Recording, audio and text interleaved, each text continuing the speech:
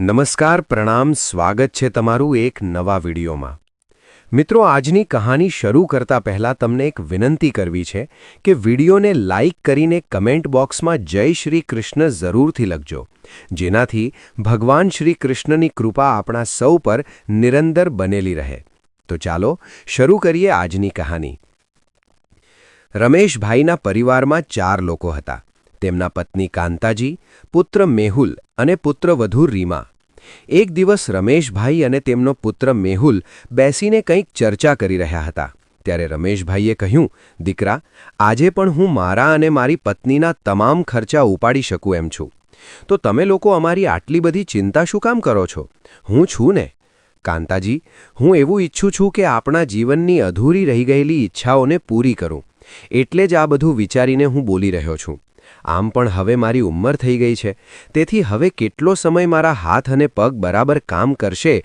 એ તો કોને ખબર સમજો કે કાલે મને કોઈ રોગ થઈ ગયો તો મનની ઈચ્છા મનમાં જ રહી જશે તેથી હું એવું ઈચ્છું છું કે જે હું અને તમે પહેલાં ન કરી શક્યા તે હવે કરી લઈએ ત્યારે કાંતાજીએ કહ્યું તમે તમારા પોતાના વિશે આવી વાહિયાત વાતો ન કરો અને બાબતને જરા સમજો હવે આપણે જે ઈચ્છીએ છીએ તે કરી શકતા નથી અને હવે આ ઉંમર પણ નથી આપણી ઈચ્છાઓને પૂરી કરવાની હવે આપણે દીકરો વહુ અને દીકરીઓ જમાઈવાળા બની ગયા છીએ આપણી આ ઉંમરે આપણા દીકરા દીકરીઓ અને જમાઈઓ પોતાના મા બાપને આ રીતે જોઈને તેઓ શું વિચારશે તમારે તો તમારી નિવૃત્તિ પછી એક દિવસ પણ શાંતિ નથી હર રોજ કોઈકને કોઈ એક નવી વિધારા આચારી બનાવીને મારી સામે મૂકો છો એમ નહીં કે આવી ઠંડીમાં હું આદુ તુલસી તજ અને કાળા મરી પીસીને બનાવેલી ચા પીસીને શાંતિથી પીઉં પરંતુ ના તેઓ તો રોજ બહાર ફરવા જશે અને એક નવો વિચાર ઘરમાં લાવશે હું તો કહું છું કે કાલથી સવારે બહાર જવાનું બંધ કરો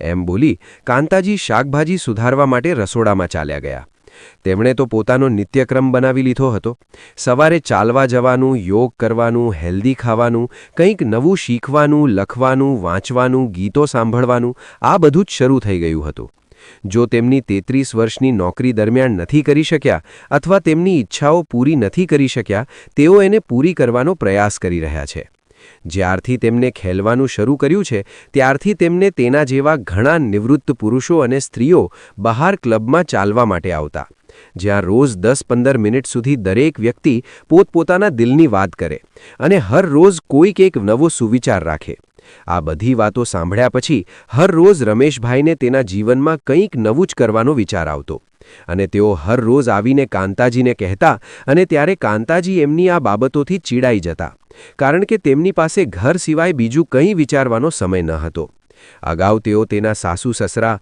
પતિ અને બાળકોની સેવા કરતી હતી અને હવે પુત્રવધુ દીકરી જમાઈવાળી બની ગઈ હતી અને હવે તેમની દિવસ રાત ચિંતા કર્યા કરે છે પરંતુ રમેશભાઈ એવું ઈચ્છે છે કે હવે તેને પોતાના વિશે પણ થોડું વિચારવું જોઈએ જેના તેઓ સંપૂર્ણપણે ઇનકાર કર્યા છે છેલ્લા 2-4 દિવસથી તેમના વચ્ચે આ બધી ચર્ચા ચાલી રહી હતી હવે આમાં હિંમતનો કોઈ વાંક ન હતો એ સમયે દરેકને જરૂરિયાત હતી રમેશભાઈ નોકરી કરતા હતા અને કાંતાજી ઘરની દરેક બાબતનું ધ્યાન રાખતી હતી ઘરમાં સાસુ સસરા જેઠાણી નણંદો બધા જ ઘરના વડીલો દ્વારા બનાવેલા કાયદા અને નિયમોનું પાલન કરતા હતા કાંતાજી પોતાની બધી ઈચ્છાઓને ભૂલીને અને તેના સ્વાસ્થ્યને પણ બેધ્યાન કરીને ઘરના બધા સભ્યોનું ધ્યાન રાખતા હતા ત્યાર પછી તેના સાસુ અને સસરા સ્વર્ગમાં ગયા અને સમયની સાથે દરેક પોતપોતાના પરિવારમાં વ્યસ્ત થઈ ગયા અને હવે અચાનક તેમને તેમના પતિ રમેશભાઈની આવી કોઈ વાતો સમજાતી નથી બીજે દિવસે સવારે જ્યારે રમેશભાઈ તેમના મોર્નિંગ વોક માટે નીકળ્યા ત્યારે કાંતાજી પોતાનો પલંગ સચવીને સૂતા હતા ત્યારે અચાનક તેમની નજર એક ડાયરી પર પડી ત્યારે ડાયરી લઈને તેમણે કેટલાક પાના ફેરવ્યા અને વાંચવા લાગ્યા જેને વાંચીને તેઓ આ આશ્ચર્યચકિત થઈ ગયા તેમાં લખ્યું હતું કે હું મારી નિર્દોષ પત્નીને કેવી રીતે સમજાવું કે હવે અમે બંને અમારા જીવનની સાંજ તરફ આગળ વધી રહ્યા છીએ એક સમય હતો જ્યારે તેઓ મારી જીદ સાથે ઝઘડો કરતી હતી કે તમે મને ક્યાંય લઈને નથી જતા ચાલો ક્યાંક બહાર ફરવા જઈએ બીજે ક્યાંય નહીં તો ચાલો બહાર જઈને હવે હોટેલના ડિનર કરીને કે લોંગ ડ્રાઈવ પર જઈને જો તમારી પાસે એટલો પણ સમય ન હોય તો ફક્ત કોફી પીને કે આઈસ્ક્રીમ ખાઈને પાછા આવી જઈશું પરંતુ હું સવારથી સાંજ સુધી મારી ઓફિસમાં વ્યસ્ત રહેતો હતો કે મને એમની આ વાતોનું કોઈ મહત્વ જ નહોતું સમજાતું ત્યારે એવું માનવામાં આવતું કે પત્નીની ફરજ ફક્ત ઘરમાં રહીને પરિવારના સભ્યોની સંભાળ રાખવાની છે.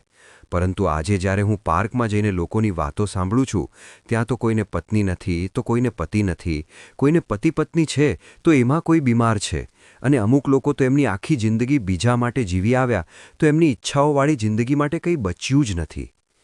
તેથી તો સમાજમાં જે ઈચ્છાઓ બચી હતી તે પૂર્ણ કરવી જોઈએ. આજે હું કેટલો ભાગ્યશાળી છું કે મારી પાસે હજુ પણ સમય છે. આજે ત્યારે હું મારી ભૂલોને સુધારવા માંગુ છું અને એમની ઈચ્છાઓને પૂરી કરવા માંગુ છું. ત્યારે તે કહે છે કે લોકો શું કહે છે? અરે, લોકો કહેતા હોય તો કહેવા દો. કોઈના કહેવાથી આપણે શું ડરીએ? ડાયરી વાંચતી વખતે કાંતાજીની આંખોમાં આંસુ આવી ગયા. તેણે ઝડપથી તે ડાયરીને પાછી ઓશિકાની નીચે સંતાડી દીધી અને કબાટમાંથી કપડાં કાઢીને તૈયાર થવા લાગ્યા. રમેશભાઈ જ્યારે રોજની જેમ લટાર મારીને પાછા ફળિયામાં પડેલી એક ખુરશી પર બેસીને પેપર વાંચી રહ્યા હતા, ત્યારે કાંતાજી તેમના માટે મસાલા ચા લઈને આવ્યા. ત્યારે ચાનો કપ ઉપાડવા જ્યાં તેમણે કાંતાજીને જોયા તો એને જોઈને તે દંગ રહી ગયા. આજે કાંતાજી લાલ પીળા રંગની કુર્તી અને પ્લાઝો પહેરીને એમની સામે ઊભા હતા. એટલે રમેશભાઈએ કહ્યું, અરે વાહ કાંતા, આખરે તું મારી લાગણીને સમજી ગઈ. તો કાંતાજીએ જરા રમૂજી અવાજે કહ્યું, મારી લાગણીઓને સમજવામાં તમને આટલા વર્ષો લાગ્યા તો પછી મને પણ તમારી વાત સમજવામાં થોડો સમય તો લાગે જ ને. મેં મારું આખું જીવન સાડી પહેરીને વિતાવ્યું, તો અચાનક તમારા માટે મેં શોર્ટ કુર્તી પ્લાઝો કેવી રીતે પહેરી શકું? પરંતુ તમે જાણો જ છો કે તમારા આગળ મારે માથું નમાવવું જ પડે છે. પતિ પત્ની બંને આજે ખુલ્લેઆમ આનંદથી વાતો કરી રહ્યા હતા. ત્યારે ફળિયામાંથી આટલા જોરથી હસવાનો અવાજ સાંભળીને એમને પુત્રવધુ રીમા અને પુત્ર મેહુલ બહાર આવ્યા અને એમના માતા પિતાને આ રીતે જોઈને તેઓ આશ્ચર્યથી એકબીજાની સામે જોવા લાગ્યા. આ બધો શું મામલો છે? સામસામે બેસીને બંને પોતપોતાની વાતોમાં મગ્ન હતા ત્યારે જ કાંતાજીએ તેના દીકરાને અને વહુને આવેલા જોઈને કહ્યું, અરે, તમે ક્યારે આવ્યા? આવો, બેસો અહીંયા અને ચા પાણી પીવો. ત્યારે રમેશભાઈએ કહ્યું, સારું થયું બેટા તું આવી ગયો. મેહુલ દીકરા, હું ઘણા સમયથી વિચારતો હતો કે મારે અને તારી માતાને નૈનીતાલ જવું છે. હવે ત્યાં ઠંડી થોડી ઓછી થઈ રહી છે, એટલે તું એક કામ કર, આજે અમારી નૈનીતાલ જવા માટેની ટિકિટ બુક કરાવી દે. અમે 15 દિવસ માટે ત્યાં જઈશું. અને હા, તમે લોકો જે રિસોર્ટમાં રહ્યા હતા એ જ રિસોર્ટમાં અમારા માટે બુકિંગ કરાવજે. મેં કાલે ગૂગલ પર સર્ચ કર્યું હતું કે તે ખૂબ જ રિસોર્ટ સારો છે. હું મારી પત્નીને ત્યાં લઈ જવા માંગુ છું. ત્યારે કાંતાજી પોતાના પતિની વાત સાંભળીને શરમાઈ ગયા અને તેણે કહ્યું, આ બધું કરવાની શું જરૂર છે? આપણે બંને ત્યાં એકલા જઈને શું કરશું? એના કરતાં તો આપણે મુસાફરી કરવી હોય તો હરિદ્વાર જઈએ. શું પણ તમે દિલ દુખાવા જેવી વાતો કરો છો? હું ઈચ્છું છું કે હું મારી પત્નીની સાથે નૈનીતાલ લઈ જાઉં અને તમને ભજન અને ભોજનની પડી છે. હું તમને 4 ધામની યાત્રા કરાવીશ, પરંતુ હમણાં મેં કહ્યું એમ આપણે બંને પહેલાં નૈનીતાલ જઈએ. ઓકે, હું તો એમ જ કહેતી હતી, હવે તમે ગુસ્સો ન કરો. હું જઈને તમારા માટે તમારી પસંદગીના આલુ પરાઠા બનાવું છું. આમ કહીને કાંતાજી રસોડામાં ચાલ્યા ગયા અને રમેશભાઈએ કહ્યું, ચાલો ભાઈ, હું પણ સ્નાન કરીને મારા ગીતા ક્લાસ માટે નીકળી જાઉં. આટલું કહીને રમેશભાઈ પણ ઘરની અંદર નાહવા માટે ચાલ્યા ગયા. એટલે રીમાએ મેહુલને કહ્યું, પપ્પાજી ત્યાં જઈને મમ્મી માટે ગિટાર વગાડશે અને બીજા લોકો જોશે તો શું કહેશે? મેહુલે કહ્યું, તારી વાત સાચી. મને એવું લાગે છે કે 60 વર્ષની ઉંમરે પપ્પાની રહેણીકરણી સાવ નાના બાળકો જેવી થઈ ગઈ છે. એક દિવસ કાંતાજી એમના રૂમમાં કંઈક કામમાં વ્યસ્ત હતા. ત્યારે અચાનક તેમના કાનમાં કોઈનો અવાજ આવ્યો અને તેમણે ઘડિયાળમાં જોયું તો 10 વાગ્યા હતા. તે ઝડપથી રૂમની બહાર આવ્યા તો એમનો પુત્ર અને પુત્રવધુ, જે ક્યારથી મોઢાથી બોલ્યા પણ નહોતા, તે આજે એકબીજા સાથે લડી રહ્યા હતા. મેહુલનો પ્રોટીન મિલ્ક તૈયાર ન હતો. એમની પત્ની રીમાએ પોતાની માટે ટિફિન અને કોફી પણ તૈયાર કરી નહોતી. ત્યારે રમેશભાઈ રસોડા તરફ ગયા અને એમની પત્ની અને એમના માટે રમેશભાઈએ 2 કપ ચા બનાવી. જ્યારે રીમા રસોડામાં ગઈ, પરંતુ આ શું? રસોડું જોઈને તેમને એવું લાગ્યું કે જાણે 10 દિવસથી કોઈ એની સાફ સફાઈ કરી નથી. ચા ખાંડની શોધમાં એમણે દાળ અને ચોખાના ડબ્બાઓના ઢાંકણા પણ ખુલ્લા રાખી દીધા હતા. દૂધ પણ ફ્રિજથી પ્લેટફોર્મ સુધી જમીન પર ઢોળાયેલું હતું. આ જોઈને રીમાએ જોરથી બૂમ પાડી, મમ્મી, આજે તમારે ઉઠવામાં આટલું મોડું કેમ થઈ ગયું? તમે તો જુઓ, કૃપા કરીને મારા પપ્પાને સમજાવો કે આવી રસોડામાં ચા ન બનાવે. એક તો મારું ટિફિન તૈયાર નથી, ઓફિસ માટે હું લેટ છું. મેં તમને પહેલેથી જ કહ્યું છે કે આજે ઓફિસમાં મારી મીટિંગ છે અને મેહુલ મારી ઉપર બૂમો પાડી રહ્યો છે અને પ્રોટીન મિલ્ક શેક તૈયાર નથી. એક તો મારે મોડી રાત સુધી મીટિંગ હતી. હું આ બધું ક્યારથી કરી શકું? તો મેહુલ બોલ્યો, મમ્મી, તમે તો હરરોજ વહેલી સવારે જાગી જાઓ છો, તો પછી આજે શું થયો? તમને તો ખબર જ છે ને કે જીમમાંથી આવતા પછી મારે તુરંત મારા હાથમાં પ્રોટીન મિલ્ક શેક જોઈએ. મહેરબાની કરીને હવે તે આવું ન કરતા. આમ બોલ્યા પછી તે પોતાના રૂમમાં જવા લાગ્યો. ત્યારે રમેશભાઈ રસોડામાંથી 2 કપ ચા ટ્રેમાં લઈને બહાર આવ્યા અને કહ્યું, રીમા દીકરી, તું એક કામ કર, આજે તું કેન્ટીનમાં જમી લેજે. અને મેહુલ દીકરા, જ્યારે તારા પપ્પા પોતાના માટે ચા જાતે બનાવી શકે તો તું પ્રોટીન શેક તારી જાતે કેમ નથી બનાવી શકતો હે? માટે તારી મમ્મી પર બૂમો શું કામ પડ્યા છે? તે આટલા વર્ષથી તમારા માટે બધું જ કરી રહી છે. એક દિવસ તમે તમારા માટે પણ કંઈક નથી કરી શકતા? પણ તને થતું હશે કે તારી મમ્મી કેમ મોડેથી જાગે. એનું કારણ છે, ગઈકાલે રાત્રે અમે નેટફ્લિક્સ પર એક હિન્દી મૂવી જોઈ રહ્યા હતા. તું તો જાણે જ છે કે તારી માતા સમયસર સૂઈ જાય છે, પરંતુ આજે રાત્રે ફિલ્મ જોવાના કારણે તે 12 વાગ્યા સુધી સૂઈ ન શક્યા. તેથી તે સવારે વહેલા ઉઠી ન શક્યા. હવે પણ આ પણ કોઈ એટલી મોટી વાત નથી. ચાલ કાંતા, ત્યાં ફળિયામાં જઈને બેસીએ, આપણે ચા પણ પી લઈએ. મને કહે કે મેં આ ચા કેવી બનાવી. ત્યારે કાંતાજીએ કહ્યું, હા, ચાલો જોઈએ. કાંતાજી રમેશભાઈની પાછળ ચાલવા લાગ્યા અને ફળિયામાં બેસીને સાથે ચાની મોજ માંડી. સાંભળો, ચા તો બહુ સારી છે, પરંતુ આજે મારા કારણે મારો દીકરો અને વહુ બંને પરેશાન થઈ રહ્યા અને તમારે ચા બનાવવી પડી હતી. આ મને બિલકુલ સારું નથી લાગ્યું. હા, એ સ્વાભાવિક છે કે જે લોકો બીજા કરતાં વહેલા ઉઠી જાય અને દરેકનું કામ કરે, બધાયનું ધ્યાન રાખે, અગર જો એનું અચાનક એક દિવસ મોડે ઉઠે તો એમને પોતાને જ જરાય ગમતું નથી. રમેશભાઈએ હસતા હસતા કહ્યું, પણ આજે મોડા ઉઠ્યા પછી તેમને એવું કેવું લાગે છે? કેવા મજાકમાં કાંતાજીએ કહ્યું, મને ખરેખર આનંદ થયો. હવે હું મોડે સુધી ઊંઘવાનો પણ નિયમ બનાવીશ, જેથી હું તમારા હાથની કડવી ચા પીવાનો આનંદ માણી શકું. રીમાએ 3-4 દિવસથી એના સાસુ સસરા શું વાતો કરે છે એ સમજાતું નહોતું. એના કારણે એને કેન્ટીનમાંથી ઠંડુ જમવું પડ્યું હતું. સાંજે જ્યારે તે ઓફિસેથી ઘરે પાછી આવી ત્યારે એની કોલોનીના પાડોશી ભાનુબેને એને અટકાવી અને પૂછ્યું કે રીમા વહુ, શું વાત છે? હમણાંથી તારા સાસુના તો રંગ બદલાઈ ગયા છે.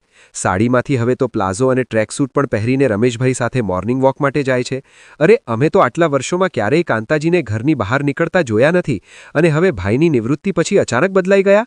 એવું લાગે છે કે તેની પુત્રવધુ પાસેથી તાલીમ લઈ રહ્યા છે. ભાનુબેનના શબ્દો સાંભળી અને રીમાને મનને એવા સ્પર્શી ગયા અને તેમને આગ બળતણમાં ઉમેરવાનું કામ કર્યું. તેમ છતાં રીમાએ વિચાર્યું, મારે શું, જેને જે કરવું હોય તે કરે. આજે શનિવારની રાત છે, તેથી તે મેહુલ માટે કેન્ડલ લાઇટ ડિનર અને લોંગ ડ્રાઈવ માટે જવાનું છે. બીજા દિવસે આરામથી રહેવાનો પ્લાન બનાવીશું. આમ વિચારીને તે ઘરમાં પ્રવેશી, પરંતુ આ શું? કાંતાજીએ કહ્યું, દીકરા, તું આવી ગઈ? હું અને તારા પબ્બા મિસ્ટર ખુરાનાને ઘરે એમની એનિવર્સરી પાર્ટીમાં જઈએ છીએ. અમારે આવવામાં થોડું મોડું થશે. શનિવાર છે, તમે લોકો બહારથી ફ્રૂટ મંગાવી શકો છો. કાંતાજીએ તો અનારકલી સરખી કરતા કહ્યું. તેમને આ રીતે ચમકતી જોઈ અને તેની આ વાતો સાંભળી રીમાનું તાપમાન વધી ગયું અને તે મેહુલને ગુસ્સામાં કંઈક કહેવા જતી હતી ત્યારે મેહુલે કહ્યું, હા, એકદમ બરાબર છે, તમે નિરાતે જાઓ, અમે ઘરનું બધું ધ્યાન રાખી લઈશું. ત્યારે રીમા એનું મોઢું બગાડીને એના રૂમમાં ચાલી ગઈ.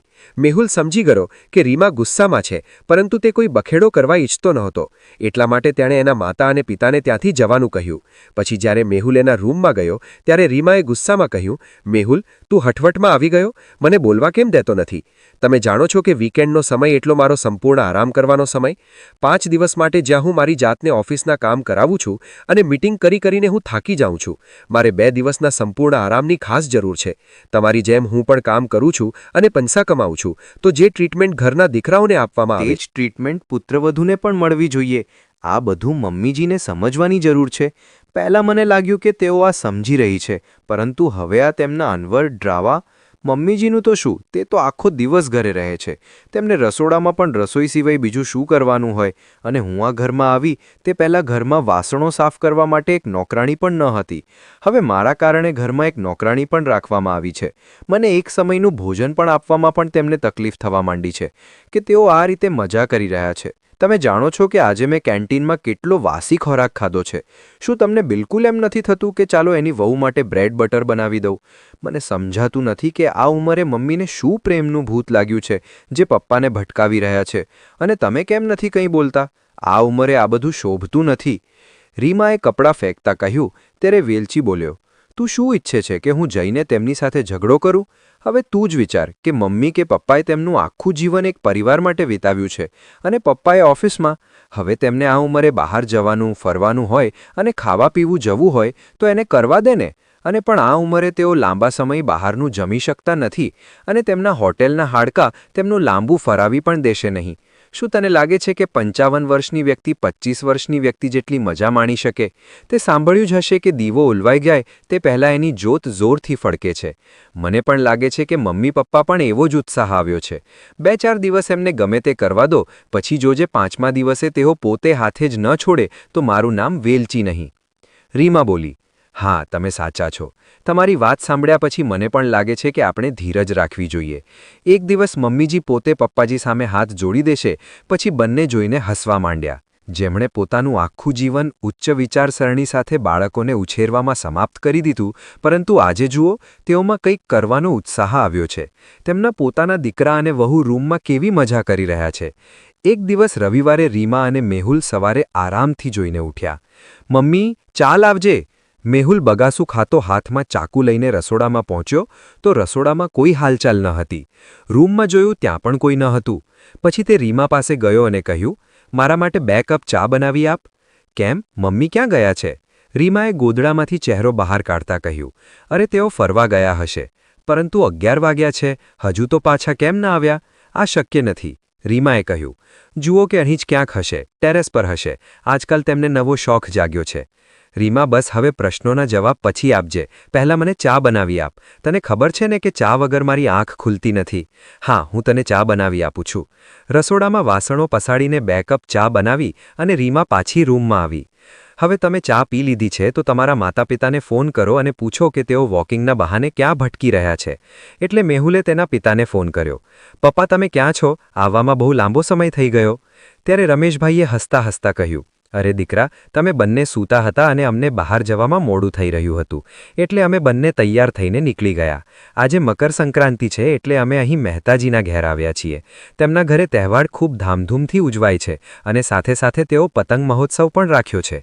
હું પણ તારી માતાને એન્જોય કરવા માટે અહીં લઈને ગયો છું. દર વર્ષે એ જ પૂજા અને મંદિરમાં લાડુનું દાન હોય છે, પણ આ વખતે કંઈક અલગ જ કર્યું છે, જે જોઈને ખૂબ મજા આવે છે. હું તને વિડીયો કોલમાં બતાવું છું. એમ કહીને તેમણે ફોન કટ કરી દીધો. ઓકે, એના કંઈ બોલે પહેલાં જ વિડીયો કોલ આવ્યો. જો કે કેટલી સુંદર રીતે શણગારવામાં આવ્યું છે. નાના પતંગ વડે આખો શણગાર કરવામાં આવ્યો છે. વિવિધ પ્રકારના લાડુની થાળી અને ખીચડી રાખ્યા છે. અને તને તો તે પસંદ છે ને? હું થોડું પેક કરીને ઘરે લાવીશ. મારે પણ મેહુલ સાથે વાત કરવાની છે. એમ કહીને કાંતાજીએ ફોન હાથમાંથી લઈ લીધો અને કહ્યું, દીકરા, તારા પિતાજી ઉતાવળમાં હતા એટલે અમે મંદિરથી સીધા અહીં આવ્યા છીએ અને રસોડામાં મેં તમારા માટે નાસ્તો બનાવીને રાખ્યો છે. તમે લોકો સારી રીતે નાસ્તો કરી લીધો? અરે મમ્મી, તે શું કામ નાસ્તો બનાવ્યો? અમે કંઈ પણ બનાવી લેત. રીમા પહેલેથી જ ગુસ્સે હતી, તેથી તરત જ ફોન હાથમાં લેતા બોલી, મમ્મીજી, તમે તમારી મજા લો. અમારી ચિંતા કરવાની કોઈ જરૂર નથી. શું તમને એવું ન લાગ્યું કે તમારે અમને જતા પહેલાં કહેવું જોઈતું હતું? પરંતુ વહુ દીકરા, રાતે નેતાજીનો ફોન આવ્યો હતો ત્યારે તમે બધા સૂઈ ગયા હતા અને સવારે તારા પપ્પાએ એટલી ઉતાવળ કરી કે તમને કહેવાનું ભૂલાઈ જ ગયું. કાંતાજી થોડા અચકાતા અવાજે બોલ્યા, સાચું છે મમ્મી, દરેક વખતે તમે તમારી મજા માટે પપ્પાજીને આગળ કરી નાખો છો અને જેથી અમે તમને કંઈ કરી ન શકીએ. આવી રીતે તો મોં મારતા રીમાએ ફોન કાપી નાખ્યો. રીમા, તારે મારી મમ્મીને આટલું કહેવાની શું જરૂર હતી? મેં તને સમજાવ્યું ન હતું? તે હા, તમે મને સમજાવ્યું હતું, પરંતુ એમના રોજે રોજના આવા નવા નવા નાટકો જોઈને મારું દિમાગ ખરાબ થઈ રહ્યું છે. અને અમે ઘરમાં રહીએ છીએ તો અમને પણ કંઈક તો કહીને જ જવું જોઈએ ને. પરંતુ ના, એને તને જોયું ને કે તમારી મમ્મી પતંગ કેવી રીતે ઉડાડતા હતા? મને બતાવો કે તે ક્યારે આ શીખ્યા? એક લાંબો ઊંડો શ્વાસ લેતા રીમાએ કહ્યું. ત્યારે મેહુલે કહ્યું, મને યાદ છે કે મારા પિતાએ મને પતંગ ઉડાડતા શીખવ્યું ન હતું, પરંતુ મારી માતાએ શીખવ્યું હતું. જ્યારે મેં મમ્મીને પૂછ્યું કે તમે શીખવ્યું કેવી રીતે, તો એમણે કહ્યું કે તેમના દાદાએ શીખવ્યું હતું. દાદાને પતંગ ઉડાડવું ગમતું હતું. દાદા એકવાર ટેરેસ પર પતંગ ચગાવવા પહોંચ્યા. તે દિવસે દાદીમાએ એટલો હંગામો મચાવ્યો કે સવારથી સાંજ સુધી ઘરમાં જાણે શોકનો માહોલ ઊભો થયો. તે દિવસે મારી મમ્મીએ પતંગ નહીં ઉડાડવાના કસમ ખાધા હતા. પરંતુ પાછળથી જ્યારે મારા પિતા અમને શહેર લઈને આવ્યા ત્યારે મારા અને પિતાના આગ્રહથી માતા ક્યારે અમારી સાથે અગાસી પર પતંગ ઉડાડતા. સમયની સાથે બધું બંધ થઈ ગયું. પરંતુ આજે જ્યારે અમને આ ખુશી અને કડકડાટ હસતા જોઈને મને બહુ જૂની યાદો યાદ આવી ગઈ. જુઓ વેલચી, આ બધી જૂની યાદો છે, જે હોય તે બાળપણની વાત હતી. હવે તેમને આવા શોખ ન રાખવા જોઈએ. એમની ઉંમર પ્રમાણે થોડી શરમ રાખવી જોઈએ. આ ઉંમરે આ બધું સારું નથી લાગતું. ઓકે બાબા, ચાલ તું તૈયાર થઈ જા, આપણે ક્યાંક ફરવા માટે જઈએ. અને નાસ્તો પણ તારી મનપસંદ પાઉંભાજી સેન્ટર પર જ જઈશું. હા, તે સારું રહેશે. આપણે ત્યાં કોફી પણ પીશું. હું હવે તૈયાર થઈ જઈશ. મેહુલ તૈયાર થઈને બહાર નીકળ્યો અને કારની ચાવી શોધવા લાગ્યો. અરે હિના, ગાડીની ચાવી ક્યાં છે? તે કબાટ પર પડેલી હશે. અરે ત્યાં નથી એટલે જ પૂછી રહ્યો છું. રીમાએ બહાર જોયું તો પાર્કિંગમાં કાર પણ ન હતી. અરે જુઓ, તમારી વાલી મમ્મીજી આજે કાર લઈને ગયા છે. શું પપ્પાએ કાર લઈને જતા પહેલાં બિલકુલ ન વિચાર્યું? તેમણે મને એકવાર કહેવું જોઈતું હતું. હું તેમના માટે ડ્રાઈવરની વ્યવસ્થા કરી દેત. આ ઉંમરે તેમની જાતે કાર ચલાવવી શું જરૂર હતી? જુઓ મેહુલ, હવે તો તમારે કંઈક કરવું જ પડશે. બંને પતિ પત્ની એકબીજાની સામે જોયું અને મેહુલે હામાં માથું હલાવ્યું. આ જુઓ કે એક પુત્ર અને પુત્રવધૂને તેમના માતા પિતા તેમને જાણ કર્યા વિના બહાર જાય તો કેટલું મુશ્કેલ લાગે. પરંતુ જો તેઓ મોડે રાતે પાર્ટી કરે, મૂવી જોવે, કોઈને કશું કહ્યા વિના ફરવા નીકળી જાય, બહાર જમવા જાય, ત્યારે એમને એમના દીકરા વહુને કહેવાની કે પૂછવાની જરૂર નથી લાગતી. આજે જ્યારે રમેશભાઈએ મેહુલને પૂછ્યું, દીકરા, અમારી નૈનીતાલ જવાની ટિકિટ બુક થઈ ગઈ કે નહીં? મને કહે કે અમારે ક્યારે નીકળવાનું છે. અમારે કપડાં પણ ભેગા કરવા પડશે. અને જો કાંતાજીને થોડી ખરીદી જરૂરી હોય તો એમને પણ કરાવી લઈશ. પપ્પા, અત્યારે સિઝન ચાલી રહી છે, તેથી ટ્રેનનું બુકિંગ ફૂલ થઈ ગયું છે. તેથી તમે એમ કામ કરો, થોડા દિવસો પછી જવાનું રાખો. એટલે રમેશભાઈ ખૂબ જ અસ્વસ્થ થઈને બોલ્યા, તું શું વાત કરે છે દીકરા? હું મારી માને ટ્રેનના ધક્કા ખવડાવીશ? અને દીકરા, અમારા માટે ફ્લાઇટની ટિકિટ બુક કરાવી દે. અને પૈસા પહેલાં આપવાના છે. હું લિંક તને મોકલી રહ્યો છું. તું પેમેન્ટ કરી દેજે. એટલે મેહુલ બોલ્યો, જ્યારે તમને બધું વિચારી લીધું તો પછી તમે મને શું કામ પૂછો છો? તમને જે કરવાનું મન થાય તે કરો. શું તમને એવું નથી લાગતું કે નિવૃત્તિ પછી તમે તમારી મનમરજી ચલાવવા લાગ્યા છો? ત્યારે રમેશભાઈ ગુસ્સે થયા અને બોલ્યા, મેહુલ દીકરા, તું તારા બાપ સાથે કેવી રીતે વાત કરે છે? એનું તને ભાન છે કે આટલા વર્ષો પછી મેં તારી માને ક્યાંય લઈ જવાનું વિચાર્યું તો એમાં ખોટું શું છે? અને પછી જો તને પૈસાની કોઈ સમસ્યા હોય તો અત્યારે મારી પાસે એટલા તો પૈસા છે કે હું મારા અને મારી પત્નીનો તમામ ખર્ચ ઉપાડી શકું. અને પછી તમારે તો ખુશ થવું જોઈએ કે તમારા માતા પિતા આટલા ઉત્સાહથી જીવન જીવી રહ્યા છે. અમે તો ક્યારેય તમારા જીવનમાં દખલગીરી નથી કરી. તમે તમારા જીવનને તમારી મરજી પ્રમાણે જીવો છો તો આખરે તમને શું વાંધો છે? ત્યારે મેહુલ બોલ્યો, પિતાજી, મને કોઈ તકલીફ નથી. હું તો ફક્ત એટલું જ કહું છું કે આ ઉંમરે કોઈ મેડિકલ કન્ડિશન બગડી તો તમે શું કરશો? અને નૈનીતાલ ખૂબ દૂર છે. ઉપરથી આ ઠંડીનું વાતાવરણ છે. તો રમેશભાઈએ કહ્યું, અરે મને સમજાતું નથી. તમને અમારા જવાથી સમસ્યા છે કે અમારા સ્વાસ્થ્યની ચિંતા? બંને અમારું મેડિકલ ચેકઅપ પણ કરાવી લીધું છે. તો પછી હવે તમને વાંધો શું છે? મેહુલ બોલ્યા વગર ત્યાંથી ચાલ્યો ગયો. એમ પણ તે એના પિતાને વધુ શું કહી શકતો હતો? રીમા ખાવા માટે રસોડામાં પાપડ બનાવી રહી હતી. તે ત્યારે જ પાણી પીતા પીતા રીમાને ચક્કર આવવા લાગ્યા અને તે નીચે પડી ગઈ. મેહુલે જોયું અને તેમણે એને ઉચકીને સોફા પર સુવડાવી અને પછી ડૉક્ટરને બતાવી. ડૉક્ટર પાસે તપાસ બાદ જાણવા મળ્યું કે ઘરમાં ખુશીની લહેરો દોડી ગઈ. રમેશભાઈ હવે દાદા બનવાના છે તે તેઓ આનંદમાં નાચી રહ્યા હતા. મેહુલભાઈ પણ ખૂબ ખુશ થયા. ત્યારે રમેશભાઈએ કહ્યું, જ્યારે અમે અમારી નૈનીતાલની યાત્રા કરીને પાછા આવીશું પછી અમે અમારા ભાવિ પુત્ર અને પુત્રીને માટે ઘણી બધી વસ્તુ ખરીદી કરીશું. તેના માટે નવો ઓરડો બનાવીશું. આપણી નવી પેઢી માટે ઘરમાં નવો ફેરફાર કરાવવો પડશે. અરે પપ્પા, તમે જુઓ, રીમાની તબિયત સારી નથી. તે મને પહેલાં જ કહેતી હતી, પરંતુ મેં ધ્યાન ન આપ્યું. અને હવે આપણે ખબર છે કે તે ગર્ભવતી છે, તો મમ્મી હવે તમારે અહીં જ રોકાવું જોઈએ. તમે એની કાળજી લેશો તો એનું સારું લાગશે. ત્યારે કાંતાજીએ પણ કહ્યું કે આપણે બીજી કોઈ વાર નૈનીતાલ જઈશું. અત્યારે પુત્રવધૂનું સ્વાસ્થ્ય વધુ મહત્વનું છે. આ સાંભળતા જ રમેશભાઈ બોલ્યા, અત્યાર સુધી મેં મારા જીવન સાથે ઘણા સમાધાન કર્યા અને તમારા કહેવા પર હું ક્યાંય ગયો નથી. અને હવે હું તમારી સાથે ફરવા જવા તૈયાર થયો છું. પરંતુ જ્યારે હું કહું કે આપણે બંને 15 દિવસ માટે નૈનીતાલ જઈ રહ્યા છીએ તો બસ, જો તમારે ન આવવું હોય તો હું એકલો જ જઈશ. મેં મારું મન બનાવી લીધું છે કે મારે નૈનીતાલની મુલાકાત લેવી જ છે. આટલું કહીને રમેશભાઈ ગુસ્સામાં એના રૂમમાં ચાલ્યા ગયા. તેઓ સમજી રહ્યા હતા કે તેમનો દીકરો અને વહુ અન્ને ફરવા જવા દેવા માંગતા નથી. હવે કાંતાજીએ પણ એમને સાથ ન આપ્યો, તેથી એમને ખૂબ જ ખરાબ લાગ્યું. આ બાજુ કાંતાજી ખૂબ જ હેરાન હતા કે તેમના પુત્ર અને પુત્રવધૂનો સાથ આપવો કે પતિનો. એમની હાલત તો સૂળી વચ્ચેની સોપારી જેવી થઈ ગઈ હતી. થોડીવાર પછી મેહુલ એમની પુત્રવધૂના રૂમમાં આવ્યા અને કહ્યું, રીમા, મેં તમારી માતા સાથે વાત કરી છે. તેઓ થોડા દિવસ માટે અહીં આવી જશે. આ સાથે કિંજલને પણ તમારી સંભાળ રાખવા માટે બોલાવી લઈશ. કાંતાજી બોલ્યા, વહુ દીકરા, તમે મને સમજો. તમે મને આટલી મોટી ખુશી આપી તેથી હું ખૂબ ખુશ છું. પરંતુ હું મારા પતિની વાત પણ ટાળી શકતી નથી. તેથી મારે તેમની સાથે જવું જ પડશે. આટલું કહીને તેઓ પોતાના રૂમમાં ચાલ્યા ગયા. હવે 4 દિવસ પછી કાંતાજી અને રમેશભાઈ નૈનીતાલ જવા માટે નીકળી ગયા. તેથી રીમાને આ જરાય ગમ્યું નહીં અને તે વિચારવા લાગી કે મારા સાસુ અને સસરા એમની મસ્તીમાં એટલા પાગલ બન્યા કે તેઓ એમના દીકરાની વહુ માટે પણ ફરવાનું છોડી શકતા નથી. તો બાળકો થયા પછી શું થશે? રીમાની વાત સાંભળીને એમની માતા કાંતાજીએ પણ એને સાથ આપ્યો અને કહ્યું, સાચે જ તારી સાસુને જરાય શરમ નથી આવતી. આ ઉંમરે કોઈ આવી રીતે ફરવા જાય? અમુક ઉંમર પછી આપણે સંયમ રાખવા જોઈએ. અગર તે જગ્યાએ હું હોત તો મેં મારા પતિને કહ્યું હોત કે હું મારી વહુને છોડીને ક્યાંય નહીં જાઉં, પરંતુ તારી સાસુએ આવું તો કહ્યું જ નહીં. માં, તારી આ વાત સાચી છે. આ મારા સાસુના દિલના અરમાન છે જે ખોટા છે. નહીંતર મેં છેલ્લા 2 વર્ષમાં ક્યારેય મારા સસરાને આ રીતે વર્તન કરતા ક્યારેય જોયા નથી. પરંતુ આજે નિવૃત્તિ પછી તો જાણે એમની પાંખો મળી ગઈ હોય એવું વર્તન કરે છે. માં, મને પણ લાગે છે કે આ બધું મારી સાસુ કરે છે. એટલામાં જ મેહુલ ગુસ્સામાં તેમના રૂમમાં આવ્યો અને કહ્યું કે રીમા, થોડા દિવસોની તો વાત છે, તું બિલકુલ ચિંતા કરીશ નહીં. આપણે એક ટેસ્ટ તો કરાવ્યું જ છે. જ્યારે તેઓ આવશે ત્યારે હું મમ્મી પપ્પાને કહીશ કે હવે હું તમારી સાથે આ મનમાની સહન કરી શકતો નથી. તેઓએ અમારી સમસ્યાને સમજવી પડશે. આખરે રીમા અને તેની માતા આશ્ચર્યચકિત થઈને મેહુલની સામે જોવા લાગ્યા અને વિચારવા લાગ્યા કે આખરે આ અંગે મેહુલે એવો કયો નિર્ણય લીધો તે તો કાંતાજી અને રમેશભાઈ નૈનીતાલ ફરીને ઘરે પાછા આવશે ત્યારે જ ખબર પડશે.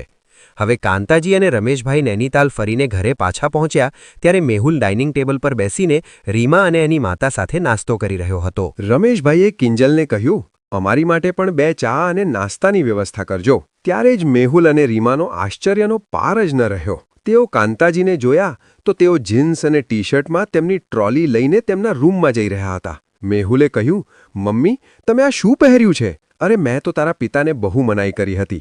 છતાં તેમણે મને ટી-શર્ટ, ટોપ આ બધું અપાવ્યું અને કહ્યું કે આ ખૂબ જ આરામદાયક છે અને સાથે જ મને તેને પહેરવામાં ખૂબ જ આનંદ થયો. ચાલવામાં કોઈ તકલીફ પણ ના પડી. એ તો ઠીક છે મમ્મી, પરંતુ તમે થોડું વિચાર્યું હોત તો સારું હતું કે જે અમારી આસપાસના લોકો તમારા વિશે શું વિચારતા હશે. ઘરમાં પુત્રવધુ હોવા છતાં આ પ્રકારના આધુનિક કપડાં પહેરવા તમને શોભા નથી દેતા. ભાઈ, ભલે અમે 55ના થયા, પરંતુ અમે અમારી વિવાહ અવસ્થામાં જે અમારા શોખ અધૂરા હતા તે અમે પૂરા કરી રહ્યા છીએ. આમ કહીને રમેશભાઈ કંઈક બોલવા જતા હતા. તે પહેલાં કાંતાજીએ તેમને ચૂપ રહેવાનો ઇશારો કર્યો. પછી કાંતાજીએ તેમની પુત્રવધૂને એની તબિયત વિશે પૂછ્યું. પછી બંને ફ્રેશ થવા માટે બાથરૂમમાં ગયા. થોડીવાર પછી પાછા બહાર આવ્યા અને નાસ્તો કરીને ફળિયામાં બેઠા. અને ત્યારે રમેશભાઈ પોતાના ટેબ્લેટ પર ફોટા જોઈ રહ્યા હતા. ત્યારે મેહુલભાઈ ઓફિસ જવા માટે નીકળી રહ્યો હતો. તેને જોઈને તેમણે કહ્યું, અરે દીકરા મેહુલ, અહીં આવ તો જરા. જો તો ખરો કેવા સારા ફોટા આવ્યા છે. ત્યાં ખૂબ જ સરસ ખીણ હતી અને તળાવ પણ ખૂબ જ સુંદર હતું. ખરેખર અમારા 15 દિવસ કેવી રીતે પસાર થઈ ગયા તે અમને ખબર જ ના પડી. આ વખતે હું મારી માતાને ગોવા ફરવા માટે લઈ જઈશ. તેને હંમેશા બ્રિજ પર ફરવાની ખૂબ ઈચ્છા હતી, પરંતુ પરિવારની જવાબદારીઓને લીધે હું એ પૂરી કરી શક્યો નહીં. હવે ચોક્કસ લઈ જઈશ. એમ કહીને રમેશભાઈ હસવા લાગ્યા. અને તેના માતા પિતાની આવી મનમાની જોઈને મેહુલ પહેલેથી જ ગુસ્સે થયો હતો. અને બીજું કે મુસાફરી પાછળ હજારો રૂપિયા ખર્ચી રહ્યા હતા. તેનાથી સહન નહોતું થતું. પછી અચાનક મેહુલે કહ્યું, મમ્મી પપ્પા, મેં એક નિર્ણય લીધો છે. મેં મારી ઓફિસ પાસે એક ફ્લેટ લીધો છે અને થોડા દિવસોમાં રીમા અને હું ત્યાં સેટ થઈશું, જેથી કરીને રીમાને આ દિવસમાં કોઈ સમસ્યા થાય તો હું તરત જ એની પાસે પહોંચી શકું. અરે દીકરા, તું કેવા પ્રકારની વાતો કરે છે? આપણે પોતાનો મોટો બંગલો છે અને તમે ફ્લેટમાં કેમ જવાની વાતો કરો છો? અને પુત્રવધૂને સંભાળ લેવા માટે તો અમે છીએ ને. તો તારે ચિંતા કરવાની શું જરૂર છે? મમ્મી પપ્પા, તમે અમને એકલા છોડી દો. આજકાલ તમને લોકોને મોજ સિવાય કંઈ દેખાતું નથી. તમે રીમાની ચિંતા શું કરો છો? જ્યારે એની તબિયત ખરાબ હતી ત્યારે તમે એને એકલી છોડીને નૈનીતાલ ચાલ્યા ગયા હતા. કોને ખબર ભવિષ્યમાં પણ આવી પરિસ્થિતિ સર્જાય અને તમે તમારા પ્રવાસમાં વ્યસ્ત થઈ જાઓ તો? રીમાને કોણ જોશે? તમારે અમારી કોઈ ચિંતા કરવાની જરૂર નથી. અને તમે અમારા માટે જે કર્યું એના માટે હું ખૂબ આભારી છું. મેહુલે હાથ જોડીને કહ્યું. ત્યારે રમેશભાઈને ભારે આશ્ચર્ય સાથે કહ્યું, શું તમે જાણો છો કે તમે કોની સાથે વાત કરી રહ્યા છો? ગમે તે હોય પણ એક પુત્ર તેના પિતાને આવા કડવા શબ્દો બોલી શકતો નથી. ત્યારે બાપ દીકરાની આખી વાત સાંભળીને એમના વેવાણ કાંતાજીએ કહ્યું, રમેશભાઈ અને કાંતાબેન, અત્યારે મેહુલ સાચું કહે છે. હવે તમે પણ સમજો કે મારે મારા પતિને છોડીને અચાનક અહીં આવવું પડ્યું. મારે ઘરે મારો દીકરો અને વહુ પણ છે અને હું પણ નોકરી કરું છું. જો હું નિવૃત્ત હોત તો વાત અલગ હોત, પરંતુ મને પણ અચાનક આ રીતે અહીં આવવું બહુ મુશ્કેલ લાગ્યું. પરંતુ મારી દીકરીની વાત હતી એટલે હું કશું જ વિચાર્યા વગર દોડી આવી. પણ અહીં આવીને હું જોઉં છું કે તમારા બંનેના રંગ બદલાઈ ગયા છે. તમારા દીકરા અને વહુ માટે તમને કંઈ લેવા દેવા નથી. તેથી મેહુલ આવો નિર્ણય લઈ લે છે એ સારું છે. કમસે કમ અમારી દીકરી તો ખુશ રહે છે. આ બાળકનો જન્મ તમારા પરિવાર માટે જ થયો છે. તેમ છતાં તેમને એની કોઈ કદર નથી. આ સાંભળીને કાંતાજી અને રમેશભાઈ બંને શબ્દ વિહૂણા થઈ ગયા. શું કહ્યું એ કંઈ સમજી શક્યા નહીં. ત્યારે કાંતાજીએ કહ્યું, બહેન, મને મેહુલના નિર્ણય સામે કોઈ વાંધો નથી. જો એને અહીંયા રહેવું ન હોય તો રાજી ખુશીથી જઈ શકે છે. પરંતુ મારો તમને અને મારા દીકરા મેહુલને એક જ પ્રશ્ન છે કે શું કોઈ મા બાપની નિવૃત્તિ પછી, જેમને પોતાનું આખું જીવન પોતાના પરિવાર અને એના બાળકો માટે સમર્પિત કર્યા પછી પોતાની મરજીથી જીવન જીવવા માટેનો શું એમને કોઈ અધિકાર નથી? અને અમે ક્યાં ના પાડીએ છીએ કે વહુની જવાબદારી નહીં લઈએ? અચાનક પરિસ્થિતિ જ એવી થઈ ગઈ કે અમે કંઈ ન કરી શક્યા. તો એની વેવણે કહ્યું, મારો કહેવાનો મતલબ એવો નથી, પરંતુ આ બાબતે ભવિષ્યમાં તમે સાવધાન રહેજો. ના મમ્મી, હવે હું એના વિશે ફરીથી વિચારવા નથી માંગતો. અમે લોકો 2-4 દિવસમાં અહીંથી શિફ્ટ થઈ જઈશું. એટલું કહીને મેહુલ એની ઓફિસે જવા માટે નીકળી ગયો. અને પછી એની વેવણે કહ્યું, ચાલો ત્યારે, હું પણ હવે મારે પાછી મારા ઘરે જવા માટે નીકળું. આટલું કહીને એના વેવણ પણ ચાલ્યા ગયા. પછી રમેશભાઈએ કહ્યું, કાંતા, તને શું થયું જે મેહુલને આટલા શબ્દોમાં કહી દીધું? તો કાંતાજી બોલ્યા, બહુ થયું હવે. અગર જો એવો એમનું સ્વતંત્ર જીવન જીવવા માંગતા હોય તો જીવન એમને. જે દિવસે એમના માથે જવાબદારીનો બોજ આવી પડશે ત્યારે એમને સમજાશે કે અમે એમને કેવી રીતે ઉછાળ્યા છે. આટલું કહીને કાંતાજીએ પોતાના આંસુ લૂછ્યા અને રમેશભાઈના મનમાં પણ આ જ ચાલી રહ્યું હતું કે વહુના આવ્યા પછી પોતાના બાળકો એટલા બધા સ્વાર્થી કેવી રીતે બની જાય છે. સંતાનો પણ પોતાના માતા પિતાનું દુઃખ કેમ જોઈ શકતા નથી? જેવી રીતે એક મા બાપ પોતાના સંતાનોને એની ખુશી માટે બધું કરે, શું એમને પણ એમની ખુશી માટે કંઈ ના કરવું જોઈએ? હવે જીભાઈ બોલે છે કે શું મિત્રો, મેં મારા જીવનનો અને અમારા અધૂરા સપનાનો અને મારી પત્ની સાથે પૂરા કરવાનો જે મેં નિર્ણય લીધો એ સાચો હતો કે ખોટો એ કમેન્ટ બોક્સમાં જરૂરથી કમેન્ટ કરજો. મિત્રો, આ સાથે આપણી કહાની અહીં પૂર્ણ થાય છે. જો તમને અમારી આ કહાની પસંદ આવી હોય તો ચેનલને સબસ્ક્રાઇબ કરવાનું ભૂલશો નહીં. અને જે મિત્રોએ હજુ સુધી જો વિડીયોને લાઇક ન કર્યો હોય તો લાઇક કરી દેજો અને આ વિડીયોને શેર પણ કરી દેજો. આ સાથે કમેન્ટ બોક્સમાં હર હર મહાદેવ, જય શ્રી કૃષ્ણ લખવાનું ભૂલશો નહીં. ફરી મળીશું આવી જ એક નવી કહાની સાથે. ત્યાં સુધી સૌને મારા જય શ્રી કૃષ્ણ.